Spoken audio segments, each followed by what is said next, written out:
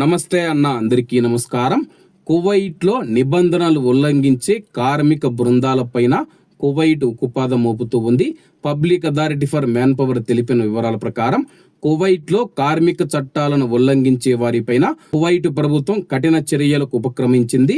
కార్మిక గ్రూపులు అక్రమ కార్యకలాపాలను అరికట్టడంతో పాటు నిబంధనలు అతిక్రమించిన యాజమాన్యాలపైన కఠినమైన నిర్ణయాలు తీసుకుంటున్నట్లు public authority for man power ప్రకటించింది. నిబంధనలకు విరుద్ధంగా వ్యవహరిస్తూ ఉన్న కార్మిక బృందాలను గుర్తించి వారిపైన నమోదైన ఉల్లంఘన కేసులను తదుపరి విచారణ నిమిత్తం ఫోరెన్సిక్ ఇన్వెస్టిగేటర్లకు బదిలీ చేసినట్లు అథారిటీ తెలిపింది.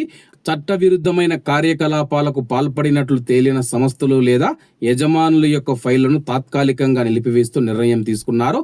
కువైట్ దేశంలో కార్మిక వ్యవస్థను క్రమబద్ధీకరించేందుకు అక్రమ మార్గాలలో ప్రవాస కార్మికులను తరలించడం లేదా ఉంచడం వంటి చర్యలపైన నిరంతరం నిఘా ఉంచుతామని చెప్పి అధికారులు స్పష్టం చేశారు. చట్టాన్ని గౌరవించని పక్షంలో ఎంతటి వారినైనా సరే కానీ కఠినమైన చర్యలు తప్పవని చెప్పేసి ఈ సందర్భంగా అధికారులు హెచ్చరించారనమాట. కాబట్టి కువైట్లో ఉన్న మన భారతీయులు ఎవరైతే ఉన్నారో మీకు జీతాలు ఇవ్వకపోయినా, యజమానులు ఏదైనా మిమ్మల్ని తిడుతూ ఉన్నా, కొడుతూ ఉన్నా, ఇబ్బంది పెడుతూ ఉన్నా, పని ఎక్కువైపోయినా సరే కానీ సంబంధిత అధికారులను సంప్రదించండి.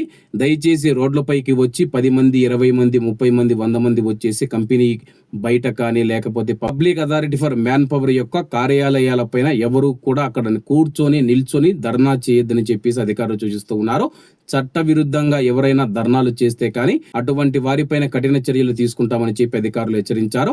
కాబట్టి కువైట్లో ఉన్న మన భారతీయ కార్మికులు మీకు జీతాలు రాలేదంటే కానీ లేబర్ కోర్టు కానీ public authority for man power ను సంప్రదించి అధికారికంగా ఫిర్యాదు చేస్తూ యజమానిని పిలిపించి మీ యొక్క సమస్యను పరిష్కరిస్తుంది.